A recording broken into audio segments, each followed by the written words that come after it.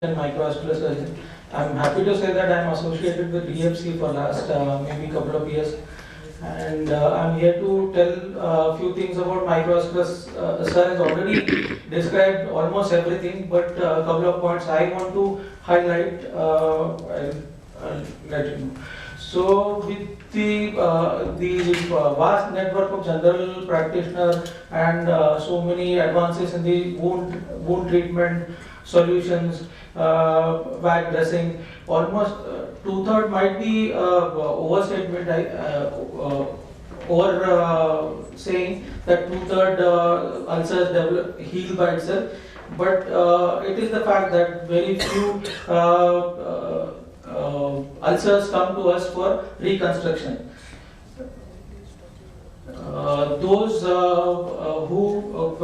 The proportion of those who do not heal by themselves, either because the conservative treatment fails or they recur, they come for reconstruction. And when they come for reconstruction, the commonest procedure done is debridement, and followed by debridement, the wound needs to be covered. The most common option for cover is skin graft and vertical flap, but I am here to tell about free flap. So when the foot presence after debridement, like when the most important structure, sole is the wet bearing area is missing, or when the bone or tendons are exposed, or something like this, when the tendons might be debrided and they will need some secondary procedure, or something like this, a young man in early 30s who has undergone extensive debridement and has a life before.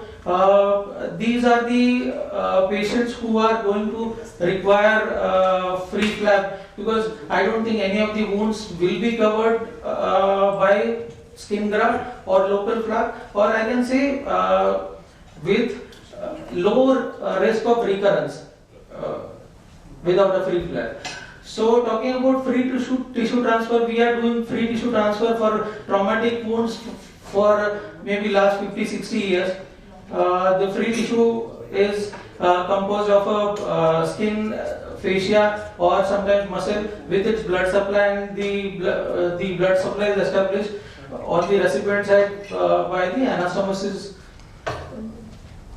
So as I say, free tissue transfers are done quite for a long time now, but the data in the diabetic foot free tissue transfer is not very well documented, because most of the studies are done in the high volume centers, and there is still not good documentation that how much percentage of patient get complications or get flap failures, partial flap failures, or complete flap failures. So when do we need free flap? When the defect is very large, when local or regional flaps are inadequate, when we need a contoured soft tissue to cover, or when the we need a dynamic or weight bearing tissue. And many times the free flap brings better vascular tissue to the under-perfused foot, so that it will have good perfusion, and it can prevent major amputations also. So as I said, there is no data which can say that the free tissue transfer cannot be or can be done very safely. So in such patients, the main challenges are many. There are many challenges to perform a free flap, because it is a highly physiological surgery. It takes toll on the body. It requires sometimes ICU stay in such patients, because they have issues with glycemic control. They are hypertensive, they have cardiac issues, most of the patients are the CCF patient or renal failure patients. They are on blood thinners, so many challenges are there to not perform or perform free tissue transfer in such patients. But the main thing I want to highlight here is atherosclerosis. Because of atherosclerosis, we encounter many challenges in transferring a free tissue in these patients.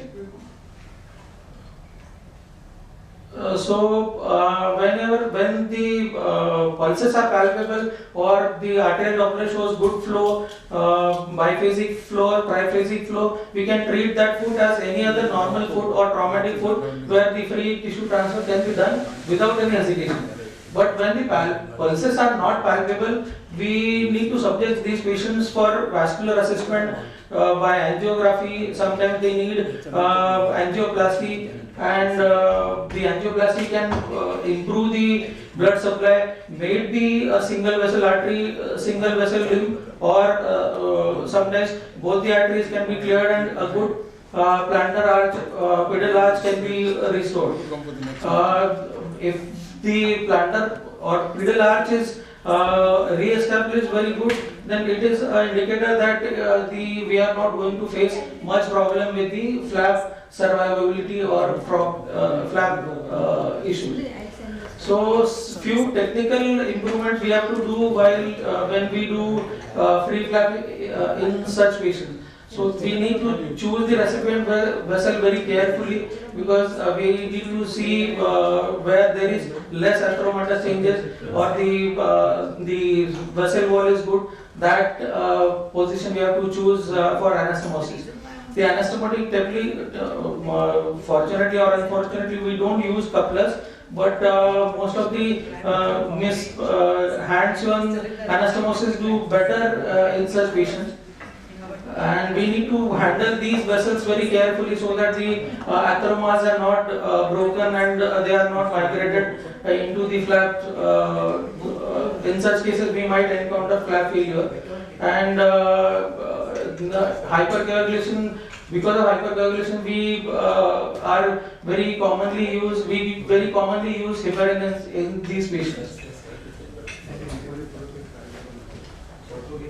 So during anastomosis, also we need to improvise on anastomotic technique so that there will be little or no breakage of the atheroma, and there will be no migration of atheroma. The needle should move from inside out in the more atheromatous or atherosclerosed vessel, so that the atheroma is not broken and the false lumen is not created.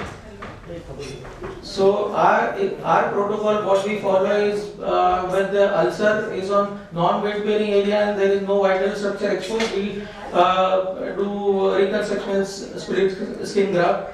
When the vital structures are exposed, even if it is non-weight bearing area, we do flap. When the ulcer is on weight bearing area, whether the vital structure are exposed or non-exposed, we have very low threshold for doing flaps, free flaps I'm seeing. And when the ulcer is critical with poor vascularity, we subject them for angioplasty. If there is improvement, if there is good improvement, then we can do free flaps. If the improvement is marginal or there is no improvement, then we need to be conservative, and sometimes we have to do amputations also. So a few of the examples I am going to show. The ulcer on the grade 2 with the abscess on the medial border of foot after debridement. This was the defect. So we started with harvesting ALT, but we ended up into harvesting muscle flap. Vastus lateralis was harvested because the skin perforator was not good. This is the 3-year follow-up. Similarly, other case where the 2 toes are gangrenous with the dorsum showing abscess. The initial debridement was not very satisfactory because the vascularity was not very good. So vascular intervention was done, and then we in the second, after maybe couple of debridement, we went ahead with gracilis free flap and skin graft. So this is the 4 weeks appearance, and this was a very young patient, incidentally detected diabetic, presented with 2 toes gangrene. But the point I want to make here is we need to be radical in debridement, but at the same time we should try to preserve joints, tendons, so that we can cover it with free flap. But if we sacrifice important joints and tendons, they can hamper the biomechanics, and they can lead to even more ulcerations, even if we cover them with free flaps. So this patient was reconstructed with musculocutaneous anterolateral thigh flap, but you can see already he is developing some callosities here and there, because maybe third and fourth and fifth metatarsal are not there. Similar patient can be covered with skin graft, but it is a weight bearing area we covered with ALT flap. In diabetic hand, generally we don't encounter with atherosclerosis, but such cases where we are going to require tendon reconstruction at the same time, or later on we need to cover it with free flap so that the tendon gliding will be smooth. So we simultaneously did cover with tendon reconstruction. And I must say that the future lies, as far as atherosclerosis is concerned, I can say that the future lies in super microsurgery, where the perforators are at lesser risk of atherosclerosis, and they can be joined, and we can do better and more reconstructive surgeries in near future. Thank you. Thank you. On the same line, I wanted to share one more interesting case. This is a case where the tendon was exposed, and we had to debride complete tendon right from insertion of calcaneum till the muscular tendinous junction. So what I did was we harvested gracilis free flap. We made it into a tube, and we bridged the tendon gap with the gracilis flap, and it is covered with skin graft. This case was recently done, so I don't have the post-op early post-op follow. But this reconstruction was inspired by Ganga Hospital paper by Dr. R. Sabapathy, where he has described it. Thank you. Wonderful. Exposure to microsurgery. Can you show that this thing? In fact, that one patient was the patient which we did together. I must admit, at that time, I myself was not fully aware, in that this of extensive debridement, I had excised the bones, tendons, and that was the time when they told me you could have preserved that, and probably a flap on that would have been a much better biomechanically viable foot. So I think it's all a learning process. I think this debridement was by me. There's just a small point on that. Yes. So whenever we lose the EDL tendon, the EDL is it lies lateral to the subtalar axis. So the EDL is sort of a pivot. So when the EDL is lost, the foot tends to invert. So that is why the lateral, again you see the foot it's just inverted. Yeah. And just the next picture. Next picture. Yeah. The next. Yeah, you can see this. This is most probably due to an exostosis that is happening. So these metatarsals, when we shorten the metatarsals, it's never static. There's always new bone formation. So whenever you get a problem like this, just take an X-ray. If you find there is new bone formation, just go in, because we have put in a flap now, it becomes easier to go in. So again, go in through the fourth metatarsal most probably, and just shave that area and you can get away.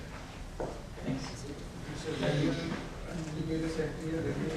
Yes, sir, but the skin graft over there is difficult, or you can do a weakening of, you can do a fractional lengthening of the tibial vertebra. So only if you have put a flap, you can go in. If there is just a skin graft. You can go into it, but it is more difficult to do. You can just do an excision of the bone. You can't do a osteotomy and correction and things like that. Definitely, if you put a skin graft also, you can go in, but it's much riskier to have. You may end up with an organ. Yes. What would be the access for this kind of this thing from your? You can actually go through the flap itself. You can just cut right across line. That's on the, not on the other Dorsal. side. Whenever you approach the metatarsals, it's always better to go through the dorsal. Because they are more Closer to the skin. Because the plantar surface of the foot, if you see, this is the plantar surface of the foot. The dorsal surface of the foot goes like that. The metatarsals are also inclined. So, if you try to approach it from the plantar surface and you find the infection in the metatarsal is going proximal, you will end up dissecting through more tissue to reach that metatarsal. But it is parallel to the dorsal surface of the foot, so it's always easier to approach the metatarsal dorsal. And whenever you make that cut, always make the cut parallel to the plantar surface of the foot. Never make a perpendicular cut on the metatarsal. Because then what will happen is you will end up having a sharp V, right? And that V point will keep poking into the foot. So always the cut must be parallel to the next case. And one more thing I wanted to say, it might be a controversial statement, but Madam said there is no Madhu at each center, but a clear communication between a debriding or diabetic foot surgeon and a plastic surgeon can deliver better. Means I must say that there is a clear communication between sir and our team. So I can't say that we are delivering best, but we are doing fairly well if sir can comment on that. Even now, It's all an attempt, and I think we are all trying to, sorry. hopefully we'll get more people getting involved in that. Yes. I think it's all a learning process, sir, and correct, yeah. As sir said, you should have more meetings like this, and I think, just a small suggestion, all these things, if you can integrate, we can have a consensus document which can be, published. Sir, actually, sir, we discussed with Tushar sir also. Maybe at the end of today's discussion, we can compile all the things. Maybe one or two specific research questions we can identify. And with the existing data and also in the future, we can all come together and then we can produce a good scientific, either the position statement or maybe a recommendation guidelines, or we can also focus on the publication. Because this, if you are doing it here, this comes to the Kurla, Ghatkoper area. So we have our own ethics committee, we can get it approved. Fine, wonderful. To begin with, continuation, you are going to present a case, so I think you can take over. Dr. Milindra, okay. Evening or No, fine. We now have certain people who said they will have cases and maybe discuss, ask for difficulties, and then we go ahead with the further. Difficult is always the smallest spoons. 1 centimeter by 1 centimeter, which doesn't feel. The metatarsal first. It's like small, very small.